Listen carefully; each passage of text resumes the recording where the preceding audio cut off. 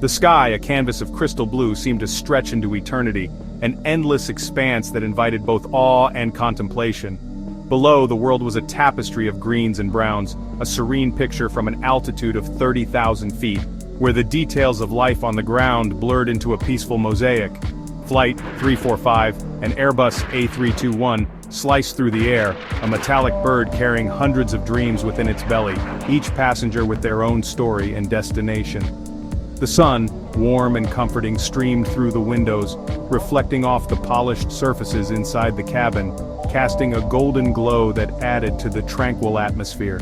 Passengers dozed, lost in movies, or engaged in quiet conversations, oblivious to the silent drama about to unfold above, each moment of peace a stark contrast to the tension building in the skies. Far below, masked by the clouds, a different kind of bird was airborne, hidden from the view of those in the commercial flight. A military helicopter, a Sikorsky UH-60 Blackhawk, thundered through the air, its rotors slicing through the sky with a sense of urgency and purpose. Its mission was routine, a training exercise, but the 4 crew members on board were laser-focused, their senses alert, every movement calculated and precise. The pilot, a seasoned veteran with eyes that had seen their share of tense situations, kept a watchful eye on the instruments, his hands steady on the controls, ready for any unexpected challenge that might arise. Inside the Airbus, the rhythm was one of quiet efficiency. The pilots, seasoned and composed, monitored their instruments with practiced ease, their faces reflecting the calm of countless hours spent in the skies. The captain, his voice calm and reassuring, occasionally updated the passengers on their flight path, his words laced with an almost undetectable hint of boredom that came with years of routine flights. Passengers listened, some with mild interest, others barely noticing the familiar announcements. The air hummed with the low thrum of the engines, a lullaby that lulled many into a state of peaceful unawareness. The gentle vibration of the aircraft was a constant reminder of the journey, yet it was soothing, almost hypnotic. Stewardesses moved gracefully through the aisles, their smiles a comforting presence. They attended to passengers' needs with practiced efficiency, their movements almost choreographed in their precision. In the Blackhawk, the atmosphere was alive with purpose. The soldiers, focused and alert, prepared for the mission ahead, their minds sharp and ready for any challenge.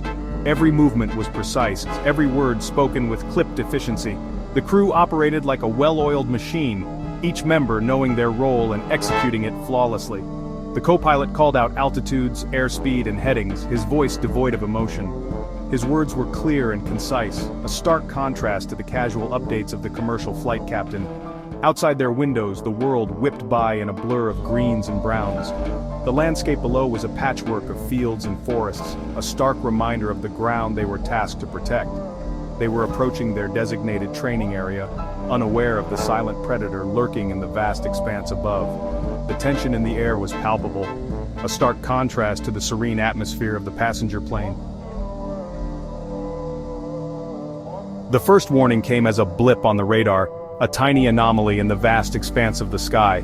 It was almost imperceptible, a mere flicker in the endless blue. The air traffic controller, his voice betraying a hint of concern, tried to contact the Black Hawk. His fingers danced over the controls, urgency in every movement, but the message was lost in the static, a garbled transmission that never reached its destination. The digital whispers of danger were swallowed by the roar of the helicopter's engine, a mechanical beast oblivious to the looming threat. Every second that ticked by was a hammer blow against the anvil of anticipation.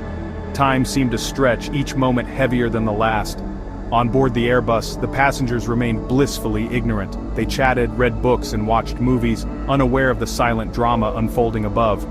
A child laughed, the sound innocent and pure, a melody of joy that seemed out of place in the tense atmosphere. It was a stark contrast to the silent tension that was building in the cockpit.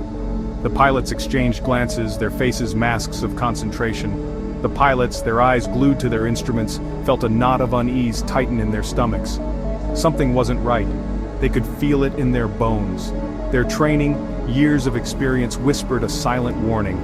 They knew they had to act fast, but the question was how. Section 4. Skies on fire. Then it happened. A flash of metal against the blue. The Black Hawk, appearing as if from nowhere, filled the Airbus's windshield. The air traffic controller's warning, finally breaking through the static, was lost in the roar of engines pushed to their limits. The sky, once a symbol of peace, was now a canvas of terror. Inside the Airbus, screams filled the cabin as the plane lurched violently, the smell of jet fuel stinging nostrils. The world turned upside down, a terrifying carousel of fear and confusion. For a heartbeat, time seemed to stand still. Then, with a deafening screech of metal, the Black Hawk passed, missing the Airbus by a hair's breadth. Section 5. Echoes of a near miss.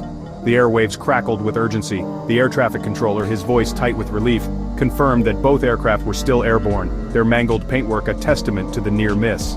Emergency procedures were initiated, the air thick with tension. The Airbus, battered but intact, limped back to the airport. The passengers hailed as heroes despite having played no part in their survival. The Black Hawk, its rotors a symphony of desperation, managed to land safely, the crew shaken but alive. The skies, moments ago, a battleground of fear, returned to their serene blue, holding their breath.